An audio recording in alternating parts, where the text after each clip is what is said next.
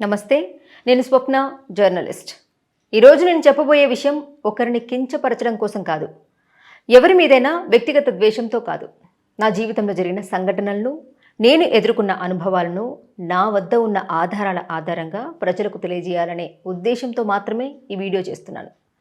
ఈ వీడియోలో నేను చెప్పే ప్రతి విషయం నా అనుభవం, నేను చూసిన పరిణామాలు లేదా సంబంధిత అధికారులకు నేను చేసిన ఫిర్యాదులకు సంబంధించినది మాత్రమే. ఈ మొత్తం విషయం ఎలా ప్రారంభమైందో మొదటి నుండి చెబుతాను. రజనీ స్వాతికి సంబంధించిన వివాదం సోషల్ మీడియాలో చర్చకు వచ్చిన సమయంలో ఒక జర్నలిస్టుగా నాకు అందుబాటులో ఉన్న సమాచారం, సంబంధిత ఆధారాలు, ఇరుపక్షాల ప్రకటనలు పరిశీలించి వార్తలు చేశాను. ఆ వార్తలు పూర్తయ్యాక కూడా ఈ వ్యవహారం అక్కడితో ఆగలేదు. నా వీడియోల కింద అనేక కామెంట్లు రావడం ప్రారంభమైంది. వాటిలో కొన్ని కామెంట్లు నా వ్యక్తిత్వాన్ని దూషించేలా ఉన్నాయని నేను భావించాను. అంతేకాదు, వాట్సాప్లో వచ్చిన కొన్ని సందేశాలు, నాకు సంబంధించిన కొన్ని ఆడియోలు కూడా నా దృష్టికి వచ్చాయి. అప్పుడు నేను భావించినది ఒకటే: సోషల్ మీడియాలో వాదనలు చేసుకోవడం కంటే చట్టపరంగా వెళ్ళడం మంచిదని నిర్ణయించుకున్నాను. అందుకే యూట్యూబ్ కామెంట్లు స్క్రీన్ షాట్లు, వాట్సాప్ స్క్రీన్ షాట్లు, నా దగ్గర ఉన్న ఆడియోలు, ఇతర సంబంధిత ఆధారాలను ఒకచోట సేకరించాను. వాటిని పెన్ డ్రైవ్లో కూడా భద్రపరిచాను. తర్వాత వాటన్నిటితో సుబేదారి పోలీస్ స్టేషన్కి వెళ్ళి ఫిర్యాదు చేయాలని నిర్ణయించుకున్నాను. జూన్ 15న పోలీస్ స్టేషన్కి వెళ్ళిన తర్వాత అక్కడ సిఐ రంజిత్ కుమార్ గారిని కలిసే అవకాశం వచ్చింది. ఆయన నా ఫిర్యాదు విన్నారు. నేను తీసుకెళ్లిన ఆధారాలను పరిశీలించారు.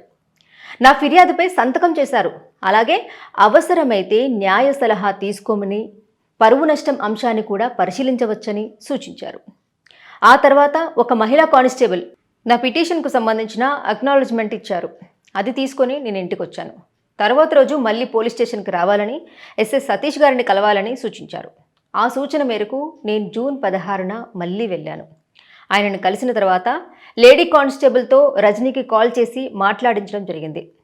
అరౌండ్ టైం 9:54 PM అనుకుంటా. నీ మీద స్వప్న అనే మహిళ కంప్లైంట్ చేసింది, ఎస్ఐ సారు స్టేషన్కి వచ్చి కలవమన్నారు అని మాట్లాడారు. అప్పుడు రజనీ, ఏ స్వప్న అని అడిగింది. నేను చెప్పాను, జర్నలిస్ట్ స్వప్న అని.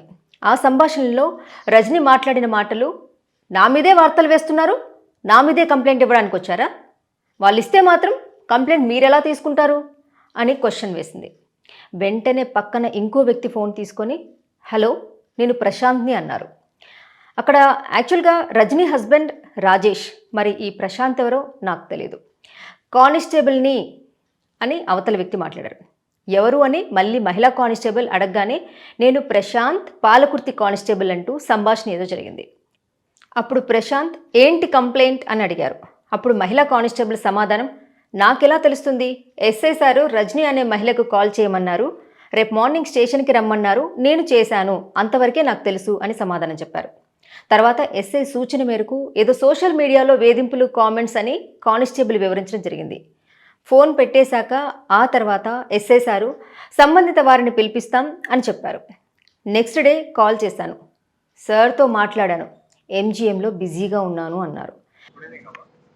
నైట్ చేసిన ప్లస్ పొద్దున ఒకరు చనిపోయి ఉంటే పోస్ట్ మార్టంకి వెళ్ళి ఉంటుంది.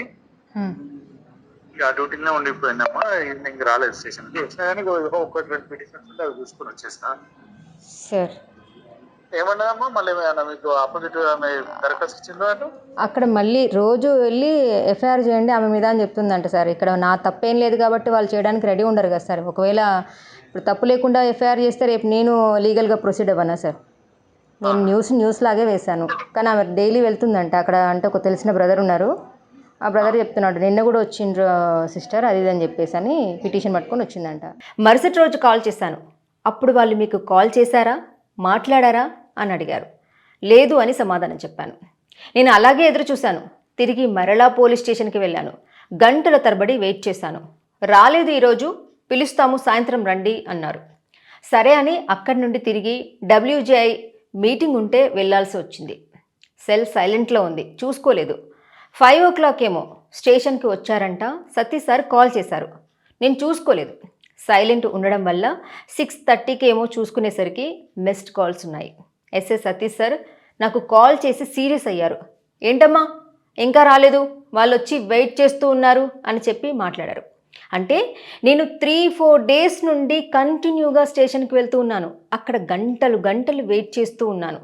నాకు విసుగు రాలేదు. కానీ రజనీ వచ్చి 1-2 అవర్స్ అవుతుందని నన్ను విసుక్కున్నారు సార్ ఆ రోజు. చాలా గ్రేట్ సార్ మీరు.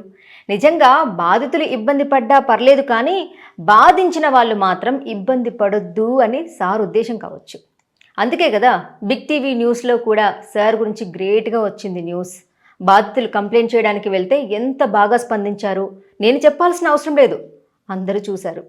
నేను పదే పదే పోలీస్ స్టేషన్కి వెళ్ళడానికి కారణం ఒక్కటే, నా ఫిర్యాదుపై చట్టపరంగా ఏ చర్య తీసుకుంటారో తెలుసుకోవాలని మాత్రమే.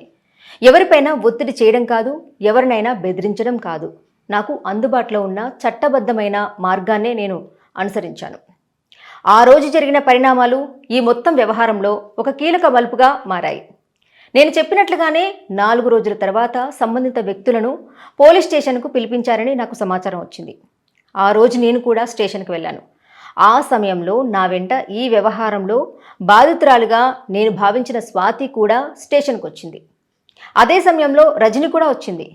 ఆమెతో పాటు రజనీ వాళ్ళ మామయ్య, తమ్ముడు అనే వ్యక్తి శ్రీకాంత్, రిపోర్టర్ అజయ్, హెచ్ఎం టీవీలోనో బహుశా ఐ న్యూస్లోనో చేస్తున్నట్టున్నారు ఇప్పుడు. అలాగే influencer, photographer and bike rider అయినటువంటి నవీన్ బండారి, రజనీ మామయ్యతో పాటు పరిచయం ఉన్న వ్యక్తులు కూడా స్టేషన్కు వచ్చినట్లు నేను గమనించాను. మమ్మల్ని ఎస్ఐ సతీష్ గారు ముందు కూర్చోబెట్టి మాట్లాడించారు. అప్పుడు రజనీ వాళ్ళ మామయ్య ఉన్నారు, అదే రాజేష్ వాళ్ళ నాన్న. నన్ను ఒక ప్రశ్న వేశారు, మీరు చూసారా 5 లక్షలు ఇచ్చినప్పుడు వార్త ఎలా వేస్తారు అని. నేను రాజేష్ వాళ్ళ నాన్నకి ఒక మాట అడగాలనుకుంటున్నాను. సార్, మీకు నేను చేసిన వీడియోలో రజనీ వాళ్ళ భర్త 5 లక్షలు తీసుకున్నాడు, నేను చూశాను అని చెప్పానా?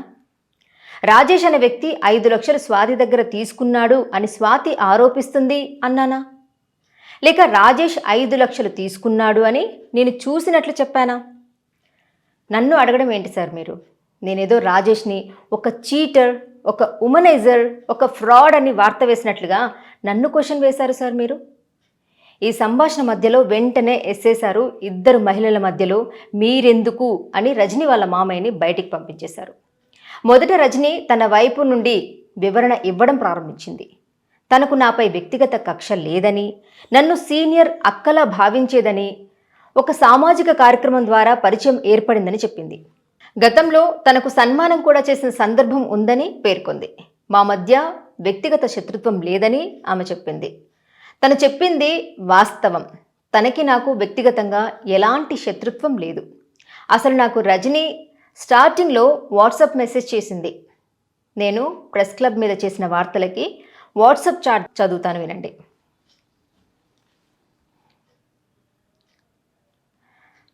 నైస్, సూపర్ అక్క, ఇప్పుడు గ్రూప్లో మీ వీడియో చూసా. మీరు నాకు తెలుసు, నేను మీకు తెలియదు మేబీ. నా name Rajani from Warangal, news రిపోర్టర్ని. అందరి మహిళల కోసం మీరు ధైర్యంగా ప్రెస్ క్లబ్ మెంబర్షిప్ గురించి ఎవరూ చేయలేని, అడగలేని పని చేశారు. నేను వాళ్ళతో ఫైట్ చేస్తున్నా, బట్ చూడాలి ఏం చేస్తారో ఈసారి. బట్ రియల్లీ గ్రేట్ అక్క మీరు. అప్పుడు నేను రిప్లై, హాయ్ రా Rajani, thank you so much for your compliment అని పెట్టాను. తర్వాత, కాంప్లిమెంట్ కాదక్క, ఉన్న నిజాన్ని నిర్భయంగా ఎవ్వరికీ భయపడకుండా వీడియో చేసి పెట్టారు కదా, మీకు ఫ్యాన్ అంతే నేను. ఇలా ఎవ్వరూ చేయలేరు. చాలామంది మహిళా రిపోర్టర్లు ఉండొచ్చు, బట్ వరంగల్లో ఉన్న వాళ్ళ కోసం మీరు ఒక స్టెప్ వేశారు కదా, అది చాలా హ్యాపీ అనిపించింది. ఇలా చాలాసార్లు మేము మెసేజ్ కూడా చేసుకున్నాము. వాస్తవానికి నేను రజనిని చూసింది కూడా first time Orugallu 9 news CEO Jaipal అనుకుంటా, పేరంతగా గుర్తులేదు, కానీ కాల్ చేసి సొసైటీ ఫామ్ చేస్తున్నాము, కలెక్టర్ ఆఫీస్ పక్కన మీటింగ్ అరేంజ్ చేశాము, మీరు కూడా రావాలి అని పిలిచినప్పుడు వెళ్ళాను. అలాగే గతంలో న్యూస్ రీడింగ్ చేసిన రమ్యశ్రీ, మిగతా కొందరు అక్కడ అటెండ్ అయ్యారు. ఓరుగల్లు 9 న్యూస్ సార్ రజనీకి ఏదో ఆంధ్రాలో ఉత్తమ రిపోర్టర్గా సన్మానించారని, ఇక్కడ ఆ సార్ సన్మానిద్దామని చెప్పేసి షాల్వా, బొకే తెచ్చారు. అక్కడ నేను, రమ్యశ్రీ, ఇంకొక మహిళ ఉండడం వల్ల మహిళకు చేస్తున్నారు కాబట్టి మా చేతులతో షాల్వా కప్పించి బొకే ఇప్పించారు. ఆ తర్వాత రమ్యశ్రీ గతంలో మేము న్యూస్ రీడర్గా T5లో వర్క్ చేశాం కాబట్టి ఆ పరిచయంతో రమ్యశ్రీ ఫొటోస్ దిగుదామని నన్ను అడగడంతో నేను, రజనీ, రమ్యశ్రీ ఇంకొక మహిళ ఎవరో ఫొటోస్ దిగాము తప్ప రజనీకి నాకు అంత పెద్ద పరిచయం కూడా లేదు. ఈ క్రమంలో 2 వ్యక్తులు నాకు కాల్ చేసి కూడా అడిగారు, చాలా మంచి ఫ్రెండ్షిప్ ఉంది కదా, అక్క అని పిలిచేది, ఎందుకు ఇప్పుడు ఇలా వార్తలు చేయడం, మీ ఇద్దరికి గొడవ ఏంటి అని. మా ఇద్దరికి అసలు పరిచయము లేదు, అలా అని పగ లేదు. బాధితురాలు వచ్చి తనకు అన్యాయం జరిగింది అంటే వార్త వేశాను తప్ప మరే ఇతర కారణము కాదు. ఈ విషయం నేను ఎందుకు చెప్తున్నానంటే చాలామంది అనుకుంటున్నారు సన్మానించిన వ్యక్తి ఈమె మీద వార్తలు ఇలా ఎందుకు తీస్తుంది అని. అక్కడ నేను సన్మానించింది కాదు, ఓరుగల్లు 9 న్యూస్ వారు సన్మానం చేశారు, అందులో మమ్మల్ని భాగస్థులు చేశారు. అసలు అయినా ఒక్కటే అడగాలనుకుంటున్నాను, సన్మానించినంత మాత్రాన రజనీ భర్త ఒక మహిళకి అన్యాయం చేశాడు అని బాధిత మహిళ ఆరోపించినప్పుడు ప్రశ్నించొద్దు అని ఎక్కడైనా ఉందా? ఈ సన్మాన కార్యక్రమం అయిపోయిన తర్వాత రమ్యశ్రీ ఒక గ్రూప్ క్రియేట్ చేసింది. అందులో నన్ను, రజనీని, అర్చనాని, వినీలాని, ఇంకొక ఓరుగల్లు 9 న్యూస్లో న్యూస్ చదివే ఇంకొక సిస్టర్ని యాడ్ చేసింది. మీకు గుర్తుందా, గడ్డం కేశవమూర్తి సార్ని ఇంటర్వ్యూ చేసినప్పుడు లాస్ట్ ఎండింగ్లో నేను ఒక విషయం గురించి మాట్లాడాను. Thank you sir, thank you so much. మీ అమూల్యమైనటువంటి టైం ఇచ్చి జర్నలిస్ట్ అనేవాళ్ళు ఎలా ఉండాలి, ఏంటి, ఎలాంటి మార్పులు తీసుకొస్తే నిజంగా ఒక జర్నలిస్ట్కి న్యాయం జరుగుతుంది అనేది చాలా చక్కగా వివరించారు. Thank you so much. So ఇదండి గడ్డం కేశవమూర్తి గారు. సో ఎంత అద్భుతంగా ఒక జర్నలిస్ట్ అనేవాడు నిజంగా జర్నలిజం చేసి ఉండాలి, ఒకవేళ చేయకపోయినా ఆల్మోస్ట్ గతంలో సీనియర్స్ కూడా ఉన్నారు. సో వాళ్ళని పక్కన పెడితే ఈ రోజు ప్రతి ఒక్కరు కూడా గొట్టాలు పట్టుకొని వచ్చి మేము జర్నలిస్టం అని ఒక ట్యాగ్ లైన్ తగిలించుకుంటూ వాళ్ళు ఏదో సమాజ సేవ చేస్తున్నామని చెప్పేసి అని మందలుగా కొంతమంది, అందరూ కాదు, ఎందుకంటే పాపం సమాజ హితం కోసమని సమాజ సేవ చేసే వాళ్ళు జర్నలిస్టులు చాలా మంది ఉన్నారు. కానీ కొంతమంది రీల్స్ చేసుకుంటూ డాన్స్లు వేసుకుంటూ ఇష్టారీతిగా ముద్దులు పెట్టుకుంటూ ఎంత చండాలం చేస్తున్నారంటే ఇంకా నేను చెప్పాల్సిన అవసరం లేదు. సో ఎవరు ఏంటి అనేది, ఏ పని చేస్తున్నారు అనేది వాళ్ళకి తెలిస్తే చాలు. ఇన్స్టాగ్రామ్లో ప్రతి ఒక్కరూ జర్నలిజం చేయకపోయినా ఓ గొట్టం పట్టుకోవడం, జర్నలిస్ట్ అని చెప్పుకోవడం, చిల్లరగా డాన్సులు ముద్దులు అని చెప్పాను వీడియోలో. అలా చేయడానికి గల కారణం రమ్యశ్రీ నాకు వాట్సాప్లో పెట్టింది, చూడు స్వప్న ఎలా చేస్తున్నారు అని. దానికి కారణంగానే నేను గడ్డం కేశవమూర్తి సార్తో ఇంటర్వ్యూ చేసిన తర్వాత ఎండింగ్లో మాట్లాడడం జరిగింది. ఆ వార్తకి వి న్యూస్లో న్యూస్ ప్రజెంట్ చేస్తున్నటువంటి అర్చన మేడం ఫీల్ అయినట్టున్నారు. ఎందుకు ఫీల్ అయ్యారో కూడా నాకు తెలియదు. అర్చన మేడం, రజనీ ఇద్దరు రమ్యశ్రీ క్రియేట్ చేసినటువంటి వాట్సాప్ గ్రూప్ నుండి ఎగ్జిట్ అయ్యారు. జర్నలిజం చేసిన తర్వాతనే ఈ గ్రూప్లోకి వస్తాము అని రమ్యశ్రీకి మెసేజ్ పెట్టారు. మంచిది, నా మాటలతో వాళ్ళు జర్నలిజం చేస్తే ఆ క్రెడిట్ నాకే కదా. అక్కడితో ఆ మాట ముగింపు అయిపోయింది. టాపిక్ అంతా డైవర్ట్ అయిపోతుంది. రజనీ నేను పోలీస్ స్టేషన్లో ఎస్ఐసార్ ముందు కూర్చున్నప్పుడు ఆ సందర్భంలో స్వాతి గురించి రజనీ అసభ్యకరంగా మాట్లాడడంతో ఆ చర్చ జరుగుతున్న సమయంలో స్వాతి కూడా తన అభిప్రాయం చెప్పడానికి ప్రయత్నించింది. రజనీ మాటలు మర్యాదగా రానివ్వు అని. ఆ సమయంలో ఇరువైపులా కొంత ఉద్రిక్త వాతావరణం ఏర్పడింది. పోలీసులు పరిస్థితిని అదుపులో ఉంచే ప్రయత్నం చేశారు. ఒక లేడీ కానిస్టేబుల్ని పిలిచి ఆ రూమ్లో కూర్చోబెట్టారు. అయితే ఇక్కడ ఎస్ఐ సతీష్ గారు నన్ను ఒక మాట అడిగారు, వార్తలు ఎందుకు చేశావు అని. ఇతరులపై వార్తలు, భర్తపై సైలెంటు, ఎందుకు ఆ టైటిల్ పెట్టావు అని, నీకు అవసరం ఏంటి అని అడిగారు. ఆమెకు నచ్చితే చేసుకుంటుంది, లేకపోతే సైలెంట్గా ఉంటుంది, నీకు ఇవన్నీ అవసరమా అని అడిగారు ఎస్ఐ సతీష్ సార్. అప్పుడు నేను పోలీస్ అధికారులకు ఒక విషయం స్పష్టంగా చెప్పాను, నేను ఒక జర్నలిస్ట్గా పనిచేస్తున్నాను, నేను చేసిన వార్తలు వ్యక్తిగత ద్వేషంతో చేసినవి కావు, నాకు అందుబాటులో ఉన్న సమాచారం, ఆధారాలు, ప్రజలకు సంబంధించిన అంశాల ఆధారంగానే వార్తలు చేశానని వివరించాను. అలాగే నేను స్పష్టంగా చెప్పిన మరో విషయం ఏంటంటే, ఒకవేళ నా వార్తల్లో చట్టవిరుద్ధంగా ఏదైనా ఆరోపణలు చేసి ఉంటే చట్ట ప్రకారం నాపై చర్యలు తీసుకోవచ్చని నేను స్వయంగా చెప్పాను. అదే సమయంలో భావ ప్రకటన స్వేచ్ఛ గురించి కూడా నేను ప్రస్తావించాను. ఒక జర్నలిస్ట్గా ప్రజా ప్రయోజనానికి సంబంధించిన అంశాలను వార్తగా అందించే హక్కు ఉందని, అయితే ఆ హక్కు కూడా చట్ట పరిధిలోనే ఉంటుందని నా అభిప్రాయాన్ని తెలియజేశాను. ఈ చర్చలో మరో అంశం కూడా వచ్చింది. రజనీ తన వ్యక్తిగత జీవితానికి సంబంధించిన విషయాలను ప్రస్తావిస్తూ అవి తన వ్యక్తిగత నిర్ణయాలని చెప్పింది.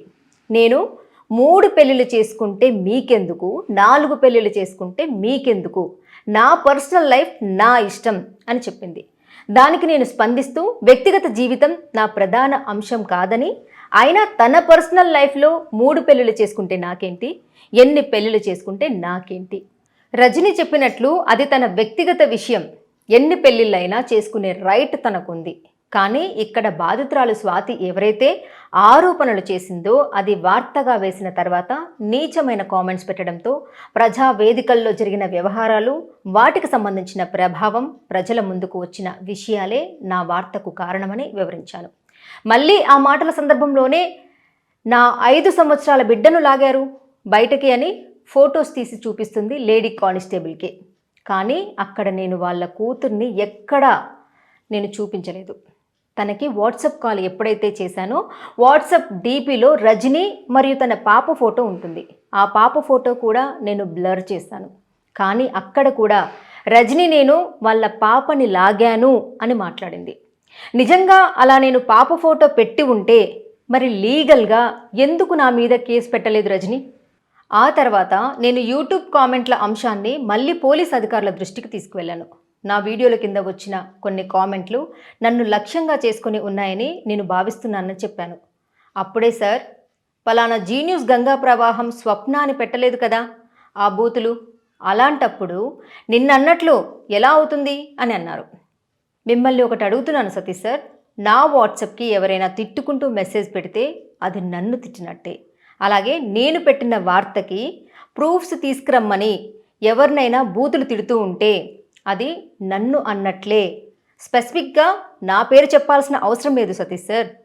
నేను ఇప్పటికే ఆధారాలు కూడా సమర్పించానని వివరించాను. దానికి స్పందించిన అధికారులు ఆ అంశాన్ని తమ దృష్టిలో ఎలా చూస్తున్నారో వివరించారు. నేను మాత్రం నా అభిప్రాయాన్ని మరోసారి స్పష్టంగా తెలియజేశాను. చట్టం ప్రకారం పరిశీలించి అవసరమైతే తగిన చర్య తీసుకోవాలని మాత్రమే కోరాను. కామెంట్ల విషయం ప్రస్తావన వచ్చినప్పుడు రజనీ అక్కడ మాట్లాడిన విషయాలు, ఎవడు కామెంట్ చేశాడో వాడి మీద కేసు పెట్టుకో, నా మీద కాదు కేసు పెట్టేది అని చెప్పింది. అక్కడ శ్రీకాంత్ అనే వ్యక్తి కూడా ఉన్నారు. ఎస్ఐ సార్కి చూపిస్తూ ఇతనే శ్రీకాంత్, కామెంట్స్ పెట్టిన వారిలో ఇతను కూడా ఒకరు అని చెప్పాను. ఆ రోజు స్టేషన్లో జరిగిన చర్చ అక్కడితో ముగియలేదు. అదే సమయంలో మరో మహిళ ఇచ్చిన ఫిర్యాదు కారణంగా అక్కడ మరో సంఘటన జరిగింది. పోలీస్ స్టేషన్లో బాధితురాలికి న్యాయం లేదా అనే వార్త జూన్ 29న వేశాను. మీరు కూడా కొందరు చూసే ఉంటారు. ఆ బాధితురాలు కోరిక మేరకు ఆ వీడియోని డిలీట్ చేయకుండా ప్రైవేట్లో పెట్టాను. మరి ఆ మహిళని ఎస్ఐ సార్ లేదా సిఐ సార్ బెదిరించారా, లేక ఆమెకే సమస్య ఉందో నాకు తెలియదు. కానీ బాబాయ్ చెప్తున్నారు వద్దు అని కోరడంతో ఎప్పటికైనా పనికొస్తుంది ఆడియో అని ప్రైవేట్లో పెట్టాను. ఆ విషయం పక్కన పెడితే నేను ఏ మహిళ ఆడియో అయితే ప్రైవేట్లో పెట్టానో, రజనీ నేను పోలీస్ స్టేషన్లో ఉన్నప్పుడు ఆ రోజు పోలీస్ స్టేషన్లో మా విషయంపై చర్చ జరుగుతున్న సమయంలోనే అదే మహిళ తనకు జరిగిన సమస్య గురించి పోలీస్ స్టేషన్కి వచ్చింది. ఆమెకు ఇంటి యజమానితో వివాదం ఉందని అక్కడి తెలిసింది. తన ఫిర్యాదును అధికారులు సరిగ్గా స్వీకరించడం లేదని ఆమె అభ్యంతరం వ్యక్తం చేస్తుంది. ఆ సమయంలో ఇరుపక్షాలను పిలిచి మాట్లాడించే ప్రయత్నం జరుగుతుంది. అయితే తను ఇచ్చిన పిటిషన్ను ఎస్ఐసార్ అక్నాలెడ్జ్మెంట్ ఇవ్వడం లేదని ఆ మహిళ అసంతృప్తి వ్యక్తం చేసింది. ఆ పరిణామాలను ఆమె తన మొబైల్ ఫోన్లో రికార్డ్ చేయడం ప్రారంభించింది. ఆ తర్వాత పరిస్థితి ఒక్కసారిగా ఉద్రిక్తంగా మారింది. ఆ మహిళ చేతిలో ఉన్న మొబైల్ను బలవంతంగా పోలీసులు తీసుకునే ప్రయత్నం జరిగినట్లు నేను అక్కడ గమనించాను. ఆ సమయంలో అక్కడ కొంత వాగ్వివాదం జరిగింది. ఆ మహిళ కూడా వివరించింది. మహిళ అని కూడా చూడకుండా నా చేతిలో ఉన్న ఫోన్ని గట్టిగా లాగేసి తీసుకున్నారు SI Satish sir. Phone screen పగిలింది అని అనడంతో ఎస్ఐ సార్ స్క్రీన్ ఎంత ఉంటుంది, మహా అయితే 60 రూపాయలకి వస్తుంది కదా అని ఎస్ఐ సతీష్ గారు సమాధానం ఇచ్చారు అని ఆ బాధితురాలు ఆరోపిస్తుంది. మీలో కొంతమంది విన్నారు కూడా 29న రిలీజ్ చేసినటువంటి ఆడియోని. బాధితురాలు కోరిక మేరకు డిలీట్ చేయకుండా ప్రైవేట్లో పెట్టేశాను. అయితే పోలీస్ స్టేషన్లో ఎస్ఐ సార్ మరియు ఆ బాధితురాలతో జరిగినటువంటి ఆ వాగ్వివాదం తర్వాత రజనీని నన్ను అక్కడి నుండి వెళ్ళి సిఐ గారిని రేపు కలవమని సూచించారు. న్యాయం వైపు నిలబడే గలం గంగా ప్రవాహం. For latest updates subscribe to Zee News. ఇది ప్రజా వేదిక.